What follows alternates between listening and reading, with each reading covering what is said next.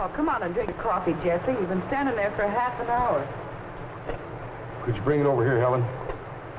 I've got to keep an eye on these clouds. The least you can do is sit down. Thanks, Helen. I got to keep watching the southwest side. It's where most of them come from. You think it's likely? No. The odds are way against it, even in weather like this. I've never seen one, but there's always a chance. Weather Bureau wouldn't issue a tornado alert without some good reason.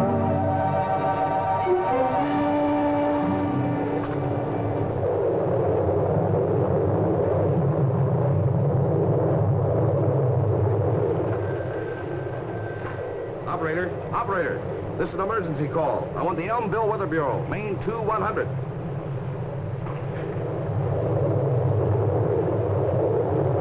This is Brummett, Mr. Powell. Tornado about a mile east of the Winton pumping station. Moving fast your way, northeast. Yes, the bottom is touching the ground.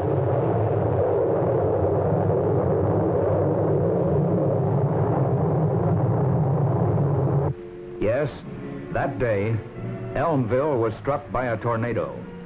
Most violent type of storm on Earth. Normally, we can expect about 180 tornadoes each year in the United States. They can occur anywhere in the nation. However, the greatest number occur in the flat land areas east of the Rocky Mountains.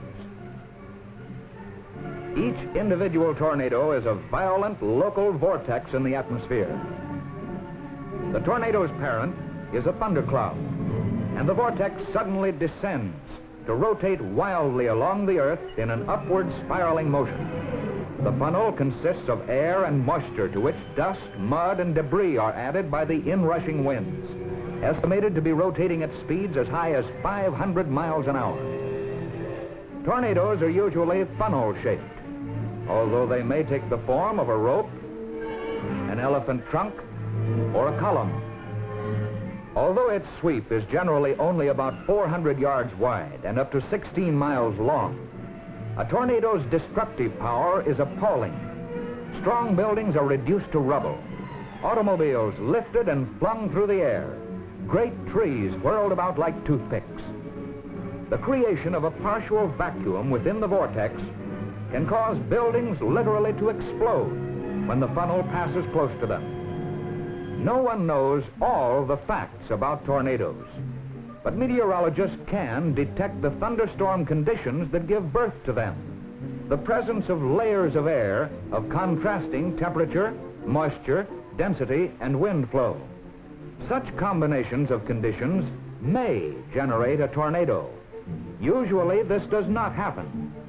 But when the clouds become unusually threatening, it is wise to take every possible precaution. That calls for forewarning.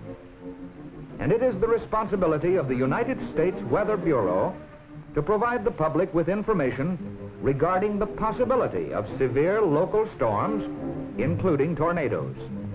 Such advance notice can save many lives and even help reduce property damage. To forecast the development of dangerous conditions, the Weather Bureau has established the Severe Local Storm Warning Center at Kansas City. The staff which mans this office specializes in forecasting storm conditions, not only for the Kansas City area, but for all parts of the country. Local conditions on which these men base their predictions are fed into the center constantly by thousands of observation posts across the continent. From local Weather Bureau offices come reports of surface weather conditions. Upper air conditions, which may be very different from those on the ground, are checked by weather balloons.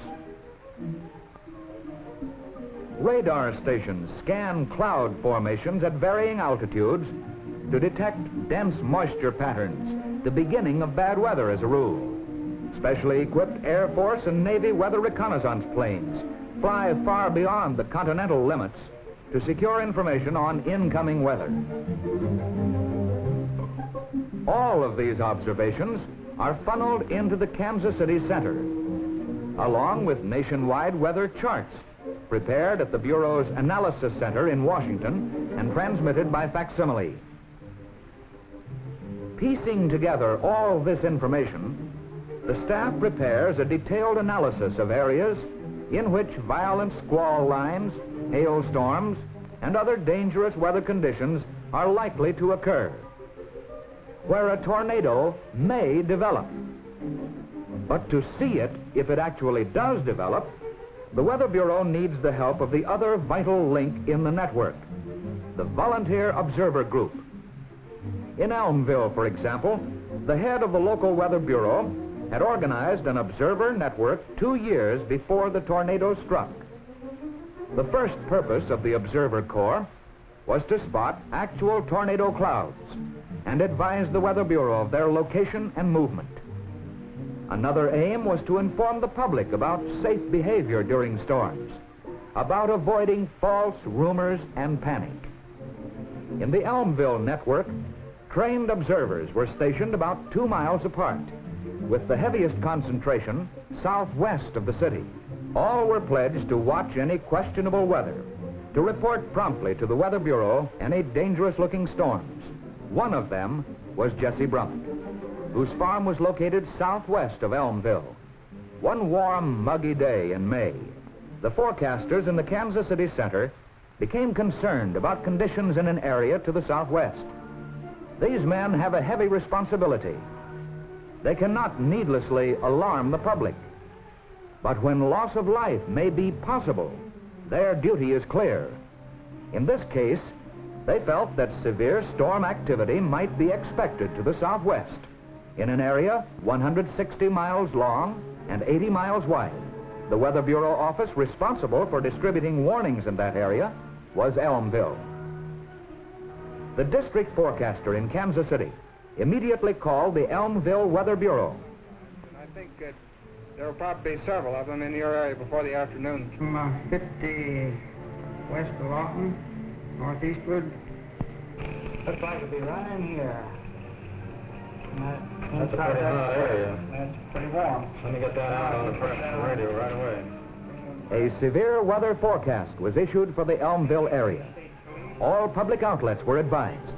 Police, radio and television stations, and news networks, and the Elmville Observer Network was alerted. This was not a tornado warning. Its purpose was merely to alert the public to the possibility of a tornado occurring somewhere in the Elmville area. We interrupt this newscast to bring you this severe weather forecast issued by the United States Weather Bureau at Elmville. There are indications that locally severe thunderstorms will southward back to the west border of Wallaby. Within this area and The perhaps public in touch reacted areas, calmly. scattered thunderstorms. They had learned from the network's information program that this alert meant only that storm conditions existed, that no tornado had yet developed. They knew that experienced observers were at their stations watching, that if and when a tornado developed, they would be warned. So they went about their business as usual, except that practically every radio and TV set in the area was turned on. Mid-afternoon, towering thunderheads had appeared with a sickly greenish-black color.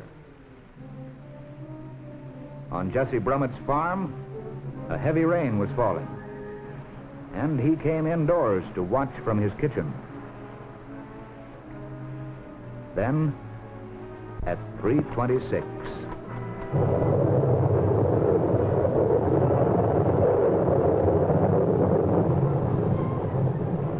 This is Brummett, Mr. Powell. Tornado about a mile east of Winton Pumping Station. A mile east of Winton Pumping Station. Looks like a bad one. Okay, we'll take it from there. This was it. Brummett's call gave Elmville nearly 30 minutes to get ready. Powell and his assistants issued an immediate tornado warning to all communities in the path of the storm.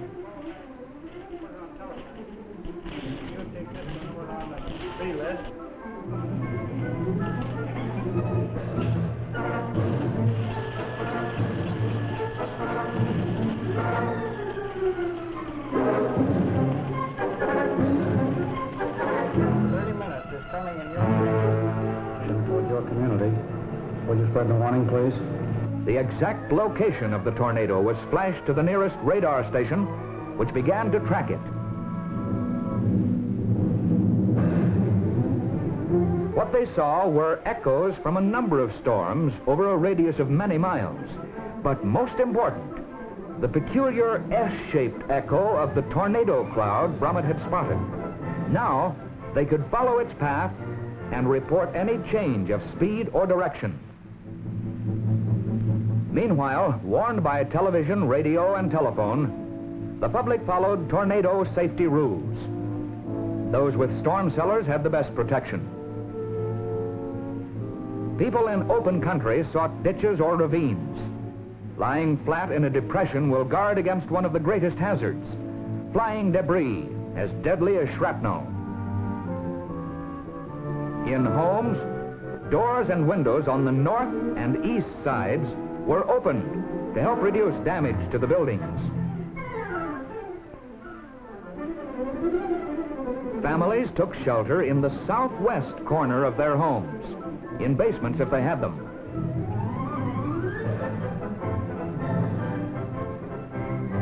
In apartments, office buildings, and factories, people moved to prearranged positions against inside walls on the lower floors. And in schools, because of practice drills, the pupils went to their assigned places on the lower floors, away from windows and large roof areas. Within minutes, the people of Elmville had taken shelter. There was no panic, for this was an informed community.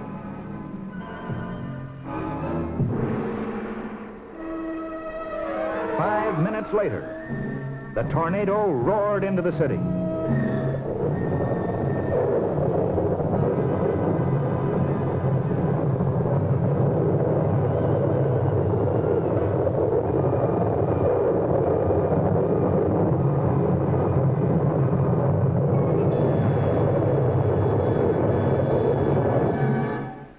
Then it was gone, as suddenly as it came. The wind shifted and the air cleared over a scene of devastation. Property damage totaled millions of dollars, but no lives were lost, and there were few injuries.